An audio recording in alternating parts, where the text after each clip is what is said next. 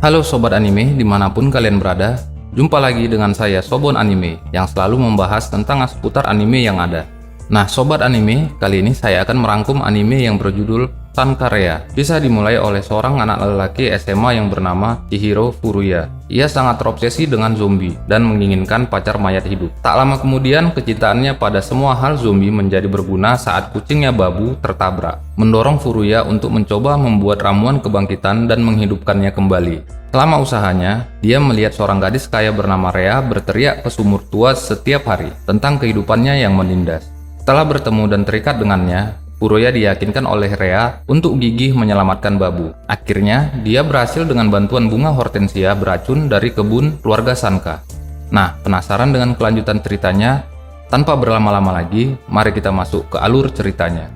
Kisah dimulai dengan munculnya karakter utama kita yang bernama Furuya Chihiro, murid tahun pertama di SMA TU, yang sedang menonton DVD film zombie. Ia suka sekali dengan desain zombie, tapi apa yang selalu diimpikannya adalah melihat zombie yang benar-benar imut. Keluarga Furuya tinggal di kuil dan sudah memiliki sejarah panjang dalam menjaga kuil tersebut. Kakeknya, ayahnya, ketua pendeta di kuil, adiknya bernama Mero, tapi ibunya sudah meninggal saat Furuya masih kecil. Furuya juga mengadopsi kucing liar yang berkeliaran di sekitar kuil yang ia beri nama Babu. Namun suatu hari Babu mati tertabrak mobil dan pengemudinya adalah tetangganya, kakek-kakek yang sudah ia kenal sejak kecil. Furuya begitu sedih yang teramat mendalam akan kepergian Babu. Kemudian ia memiliki ide untuk menghidupkan Babu kembali dengan buku catatan yang ia temukan saat membantu saudaranya yang tinggal di daerah Tohoku. Buku tersebut ia yakini menjelaskan tentang sihir membangkitkan orang yang sudah mati. Setiap malam Furuya pergi ke gedung tua yang sudah ditinggalkan pemiliknya dan melakukan eksperimen kepada mayat Babu dengan menggunakan buku catatan yang ia miliki, dan setiap harinya sebelum Furuya berangkat ke sekolah, ia tak lupa untuk mendinginkan mayat Babu dengan batu es yang kegunaannya memperlambat pembusukan tubuh Babu. Sepulang sekolah, Furuya kedatangan tamu, yaitu sepupunya yang bernama Saoji Ranko, yang orang tuanya mendirikan restoran tradisional Jepang. Ranko datang untuk membawa belanjaannya Mero karena Mero akan pulang telat di hari itu, dan sambil mengembalikan DVD film zombie yang ia pernah pinjam pada Furuya. Furuya bertanya, apa ia tahu Sankarea anak kelas 1, tapi Ranko hanya mengetahui kalau dia anaknya kepala sekolah. Malam harinya seperti biasa, Furuya melakukan eksperimennya. Lalu ia tersadar kalau Sankarea berada di tempat itu. Furuya sudah terbiasa dengan kegiatan yang dilakukan oleh Sankarea, yaitu berteriak ke dalam sumur yang ada di situ. Tapi malam ini Furuya kaget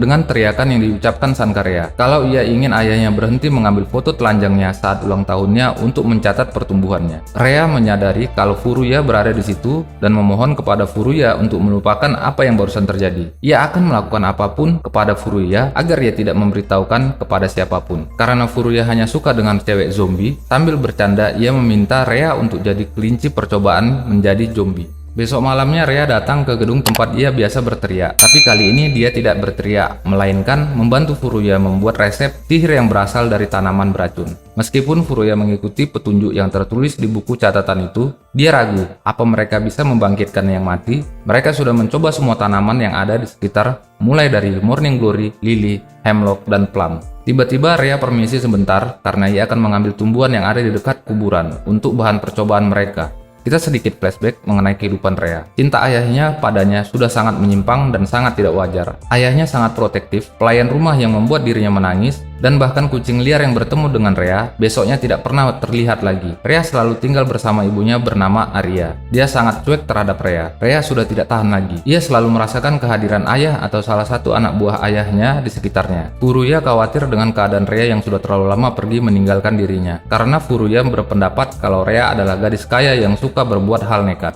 Ternyata memang benar. Ia kaget melihat Rea sedang memanjat tebing untuk mengambil tumbuhan. Dengan secepat kilat, Furuya menghampiri Rea dan menyelamatkannya. Mereka pun terlibat adu mulut. Rea meminta kepada Furuya jika ia mati, tolong hidupkan dirinya kembali menjadi zombie. Setelah itu mereka kembali mencoba eksperimen dengan menggunakan tanaman yang baru saja Rea ambil, yaitu tanaman hortensia. Akhirnya Furuya selesai meramu tanaman tersebut menjadi segelas minuman. Saat Furuya mengeluarkan tubuh Babu, tanpa diketahui Furuya, Rea sempat memasukkan ramuan tersebut ke dalam botol kecil yang ia simpan. Lalu ramuan itu diminumkan ke tubuh Babu, tapi Saat mereka pulang, Furuya merasa sudah cukup. Ia merasa kasihan kepada Babu, dan besok ia segera menguburkan Babu. Melihat kaki Rea yang terkilir karena terpleset saat memanjat tebing tadi, Furuya memaksa Rea untuk naik ke sepedanya, bermaksud untuk mengantarkan Rea pulang ke rumahnya. Ketika saat mendekati rumah Rea, ia meminta pada Furuya untuk menurunkannya. Lagi pula, Rea menyelinap tanpa izin. Jadi dia tidak lewat pintu depan, melainkan lewat pintu rahasia di semak-semak. Setelah Furuya sampai di rumahnya, ia kepergok oleh Ranko. Ranko curiga terhadap Furuya karena menurut adiknya Mero, Furuya selalu pergi setiap malam sejak kematian Babu. Melihat box yang selalu dibawa oleh Furuya, Ranko berusaha membuka box tersebut. Namun mereka dikagetkan oleh Babu yang tiba-tiba melompat keluar. Furuya menyadari bahwa ramuan yang ia buat sebelumnya bisa menghidupkan Babu kembali. Karena ayahnya mengetahui Rea diantar pulang oleh Furuya, ia merasa sedih karena ia tidak bisa berjumpa Furuya lagi.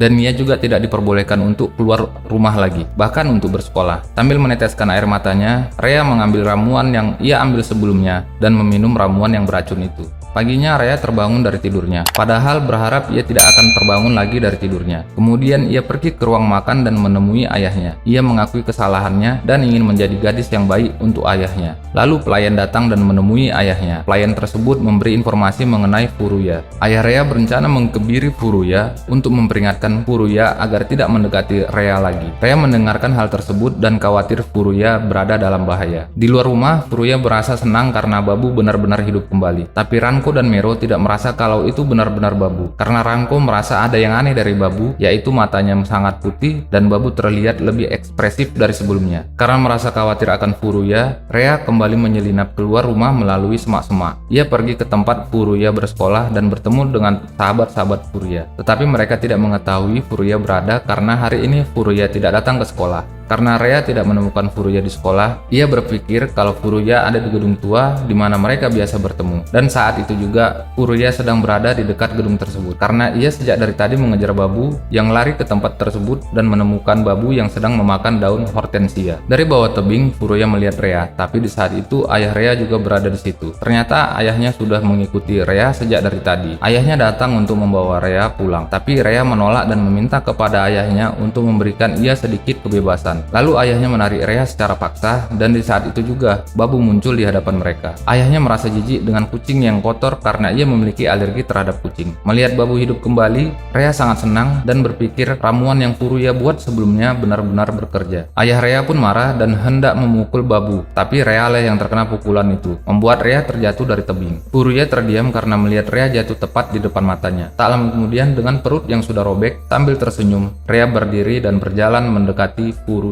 Di rumahnya, ayah Rea begitu sedih karena Rea sudah meninggalkan dirinya. Istrinya bertanya tentang keberadaan Rea, karena kalau berita Rea kabur dari rumah tersebar, posisinya sebagai kepala sekolah akan terancam. Pelayannya memberitahu jika Rea bersama murid laki-laki dari SMA Shijo yang bernama Furuya. Mendengar nama itu, ayah Rea berjanji akan membebaskannya dan menyucikan hati serta jiwa dengan cintanya. Sekarang Rea sudah berada di kamar Furuya. Furuya membantu Rea menjahit perutnya yang sobek dan membalutnya dengan kain. Furuya heran dengan sikap Rea yang begitu senang. Karena saat ini Rea sudah mati, tubuhnya mendingin, tidak punya denyut jantung, dan pupil matanya membesar. Rea ingin Furuya bertanggung jawab kepada dirinya. Furuya kaget karena ia tidak pernah memacul Rea sama sekali. Sebenarnya tanggung jawab yang diinginkan Rea adalah membuatnya merasakan kehidupan seorang gadis normal yang tak pernah ia rasakan. Tak lama Ranko datang ke rumah Furuya. Furuya langsung keluar dan membawa Ranko untuk berbicara di luar saja, karena ia tidak ingin Ranko mengetahui bahwa Rea saat ini ada di kamarnya. Karena Rea bosan dan ia ditinggal Furuya sendiri di kamar, ia pergi keluar kamar dan ingin mandi. Ia merasakan hal yang aneh di saat ia mandi. Ia tersadar kalau saat ini tubuhnya tidak bisa lagi merasakan dingin atau panas. Akhirnya Furuya kembali ke kamarnya.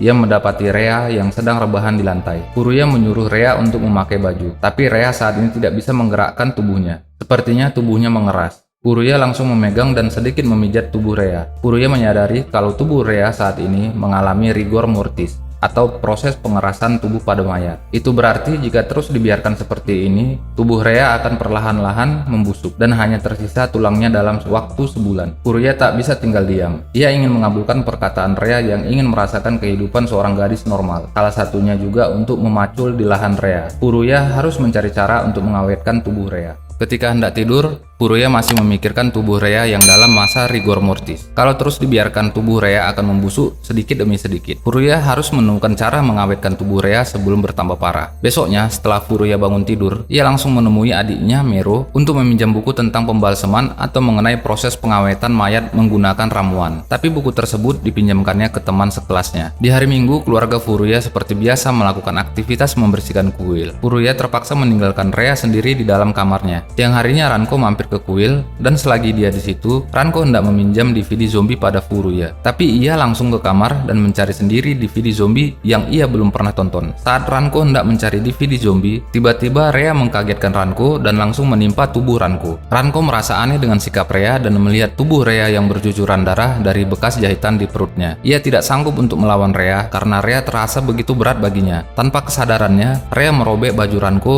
lalu menjilati tubuh Ranko. Ranko pun menjerit sekuat tenaga. Mendengar teriakan itu, Furuya langsung berlari kencang masuk ke kamarnya dan mendapati Ranko yang sudah lemas menikmati enaknya jilatan Rhea. Furuya melerai mereka berdua dan bermaksud untuk ikut bergabung di situasi tersebut. Tapi tanpa ia minta pun, Rhea langsung melompat ke arah Furuya dan mencium bibirnya sambil memeluk Furuya begitu kuat hingga Furuya sulit untuk bernapas. Setelah Rhea puas, ia melepaskan Furuya. Ranko langsung bertanya pada Furuya, mengapa Rhea berada di dalam kamarnya. Ia menduga kalau Rhea saat ini sudah menjadi zombie. Ranko pun salah paham melihat keadaan Rhea saat ini. Ia menuduh Furuya membunuh orang hanya untuk eksperimen zombie miliknya. Di saat mereka tidak memperhatikan Rhea, tiba-tiba Rhea keluar dari jendela kamar dan mengikuti kemana Babu pergi. Ternyata Babu pergi ke belakang rumah Furuya dan mendapati Rhea yang sedang makan daun hortensia. Awalnya Furuya bingung dengan apa yang dilakukan Rhea, tapi ia tersadar melihat perubahan mata Rhea setelah memakan daun itu. Rhea kembali normal setelah memakan daun hortensia. Jadi dengan makan daun hortensia akan memperpanjang efek ramuan yang ia buat. Sekarang Furuya mengerti, Rhea dan Babu membutuhkan racun dari daun hortensia. Kakek Furuya sudah menduga kalau Furuya memberikan Rhea ramuan kebangkitan dan menghidupkannya kembali. Ia mengatakan kalau ramuan kebangkitan itu belum sempurna. Kalau hanya sekali diminum dan tidak ada penanganan lebih lanjut, indera dan kemampuan motoriknya akan memburuk sedikit demi sedikit, dan pada akhirnya Rhea akan kembali menjadi mayat. Agar orang yang telah dibangkitkan tetap sehat, pertama, mereka harus cukup banyak olahraga.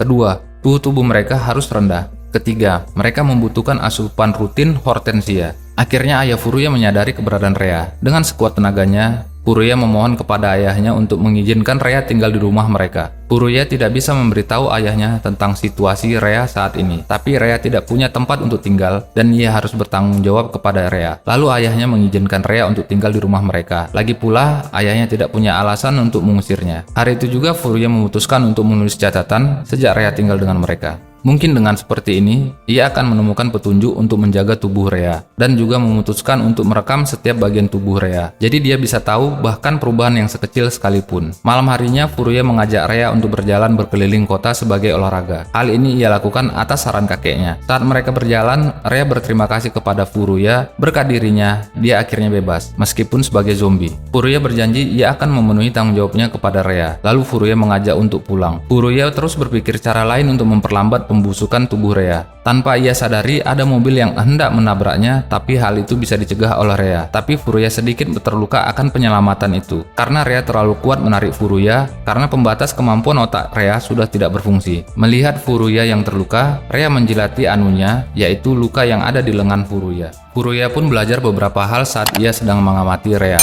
Pertama, zombie tidak butuh tidur. Rhea tetap terbangun bahkan saat Furuya tidur. Kedua, Rhea bisa mandi, tapi dia tidak bisa berkeringat. Terakhir, Rhea juga tidak perlu ke toilet, tapi dia perlu makan daun hortensia dari waktu ke waktu untuk memperpanjang efek dari ramuan kebangkitan. Esok harinya, Rhea meminta kepada Furuya untuk menemaninya berbelanja baju di pusat perbelanjaan. Untungnya di hari itu cuacanya mendung. Seharusnya Rhea tidak keluar di siang hari, karena mungkin bisa mempercepat pembusukan tubuhnya. Tapi di saat itu juga mereka sedang diawasi oleh anggota suruhan ayahnya Rhea, dan tugas mereka di situ untuk menculik Rhea. Ayahnya sangat menginginkan Rhea kembali kepadanya, dan ia akan mengajarkan pada Rhea apa itu kebebasan yang sesungguhnya. Lalu Furuya pergi meninggalkan Rhea sendiri, karena ia ingin membeli makan siangnya. Di saat itu juga anggota suruhan ayahnya Rhea bergerak menculik Rhea. Tapi mereka semua bisa dihajar oleh Rhea walaupun ia tidak tahu dengan apa yang sudah dilakukannya. Rhea mengangkat bangku yang terbuat dari batu dan memutar-mutarkannya. Karena para penculik gagal menculik Rhea, Mereka merubah rencananya, mengganti targetnya yaitu menculik Furuya. Dan dengan gampangnya Furuya tertangkap dan mereka akan membawa Furuya untuk bertemu dengan ayah Rea.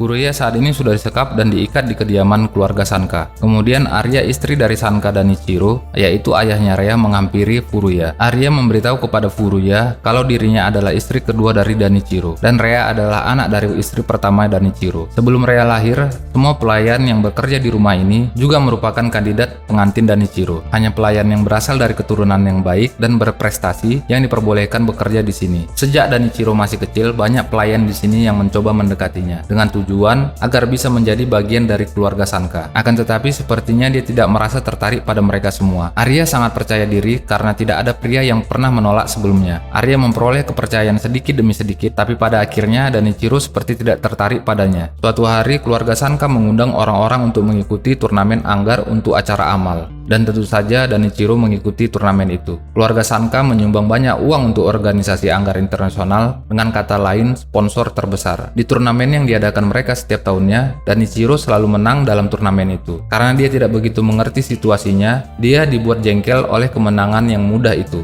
Setelah turnamen berakhir dan semua penonton meninggalkan ruangan, seorang gadis kecil bicara pada Danichiro. Kau mungkin tak puas dengan hasil pertandingannya, tapi kalau kau tidak memperlakukan musuhmu dengan hormat, Tuhan akan marah padamu. Meskipun pertandingan hari ini sudah diatur, kalau semua latihan keras dan usahamu berhasil membawamu sejauh ini, itulah yang terpenting. Lalu beberapa hari kemudian Danichiro melamar gadis berumur 15 tahun itu. Tentu saja semua anggota keluarga Sanka tidak setuju dengan pernikahan mereka, dikarenakan gadis yang ia nikahi adalah gadis dari keluarga yang tidak jelas. Tapi dia tidak peduli dan memutuskan hubungan kekeluargaan agar bisa menikahi gadis itu. Setelah Danichiro membuat diam seluruh anggota keluarga Sanka, dia menikahi gadis itu. Tapi tak lama setelah melahirkan Rea, istrinya meninggal. Tapi saat itu Danichiro depresi karena tidak bisa menerima kenyataan tersebut. Arya terus merawatnya sampai dia perlahan-lahan sembuh. Dan kemudian mereka menikah. Tetapi meskipun mereka sudah menikah selama beberapa tahun, Danichiro tidak pernah menganggap Arya sebagai istrinya. Maksudnya Danichiro belum pernah memacul di lahan Arya. Dia hanya ingin figur seorang ibu untuk anaknya. Meskipun begitu, Danichiro tidak memperlakukan Arya sebagai ibu Rea. Arya percaya kalau cintanya Danichiro pada Rea hanyalah kasih sayang orang tua pada anaknya. Tapi suatu hari, pelayan kepercayaan Danichiro menunjukkan kenyataan pahit tentang hal yang selama ini Danichiro lakukan pada Rea. Pelayan tersebut ingin Arya untuk berhenti berusaha mendapatkan cinta Danichiro.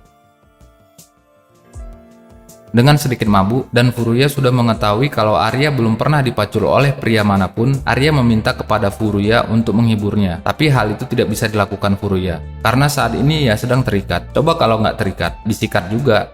Di tempat lain, Rea langsung bergegas pergi ke rumah ayahnya menggunakan taksi. Ia yakin orang-orang yang menculik Furuya adalah anak buah ayahnya.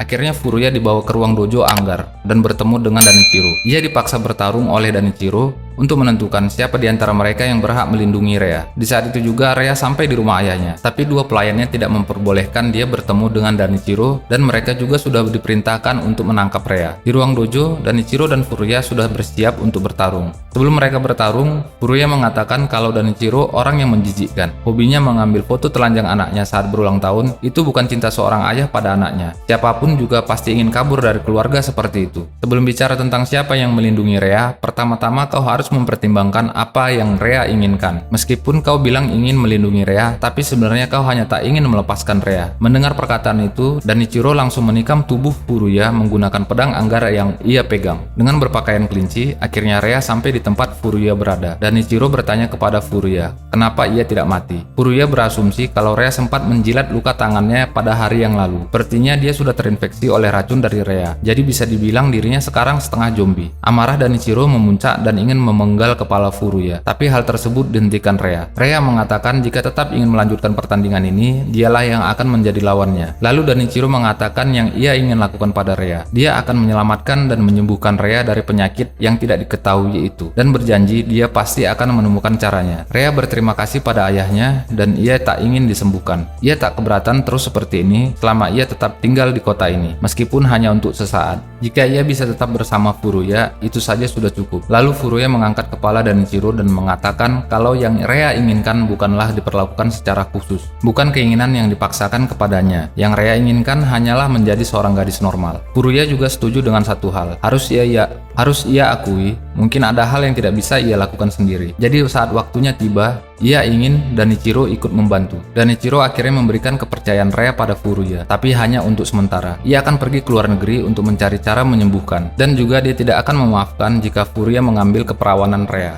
Semenjak hari itu, Furuya selalu memikirkan apa ini benar-benar tidak apa-apa. Setelah ayahnya yang menjijikkan itu mempercayakan Rhea padanya, bukan merasa senang karena Rhea sudah terbebas, ia malah merasa tertekan karena terbebani oleh tanggung jawab. Malam harinya, Furuya mengajak Rhea untuk berkeliling sekitar kota. Sebenarnya Furuya ingin membawa Rhea ke tempat lain, tapi ia meminta maaf kalau ia hanya bisa membawa ke tempat ini. Rhea pun tak masalah dan merasa ini hal yang menyenangkan karena Rhea tidak bisa melakukan hal seperti ini saat ia tinggal di rumah. Di saat mereka berjalan, Rhea melihat poster festival kembang api yang diadakan esok hari. Biasanya, ia hanya melihat dari jendela kamarnya. Jadi saat ini ia sangat ingin melihatnya dari jarak dekat. Langsung jiwa lelaki Furuya bergetar dan berjanji akan mengantar Rhea ke acara tersebut. Besoknya, festival kembang api pun dibatalkan karena hujan. Lalu Rhea pun ingin Furuya berjanji padanya kalau ia masih di sini, ia mohon ajak dirinya ke festival tahun depan. Siang harinya Furuya bercerita kepada Ranko kalau Rhea sangat menantikan festival kembang api. Tanpa berpikir lama, Ranko meminta pada Furuya untuk mengadakan festival kembang api kecil-kecilan di rumah Furuya. Malam hari pun tiba. Dengan menggunakan yukata, mereka semua sudah memulai menyalakan kembang apinya. Rhea berterima kasih pada Furuya karena sudah membuat dirinya senang bisa ada di sini bersama semuanya. Sekarang ia merasa kalau anu yang kecil lebih baik daripada yang besar. Maksudnya adalah kembang api. Esok sorenya Rhea kembali ke rumahnya. Ia datang untuk mengambil perlengkapan karena ia akan bersekolah lagi. Rhea langsung bergegas memasukkan semua barang-barangnya ke dalam koper. Sebelum Rhea meninggalkan kamarnya, Arya ibu tirinya menyapa dan berkata kepada Rhea kalau ia tidak peduli, perhatian, ataupun menolong Rhea untuk kedepannya. Di luar gerbang, Furuya sudah menunggu Rhea keluar dari rumahnya. Dalam perjalanan pulang, Rhea mengucapkan terima kasih kepada Furuya dan merasa senang karena sudah mengizinkan ia bersekolah. Tapi Rhea harus berjanji akan berhati-hati. Sebelum sampai di rumah, mereka singgah ke gedung tempat mereka pertama kali berjumpa. Furuya berharap bisa memacul Rhea di tempat itu. Tiba-tiba Rhea kehilangan kesadarannya. Ia langsung melompat ke pelukan Furuya dan menggigit bibir Furuya. Melalui gigitan itu, Furuya merasa seolah mereka berbagi kebahagiaan dan kesedihan. Terima kasih bagi sobat-sobat yang sudah menonton sampai akhir. Jika sobat suka dengan konten yang saya buat ini, silahkan klik tombol like, subscribe, dan nyalakan tombol lonceng notifikasinya agar sobat bisa selalu update mengenai channel ini. Jika ada kata atau penyebutan nama karakter yang salah, silahkan berkomentar di kolom komentar. Akhir kata, saya undur diri. Terima kasih.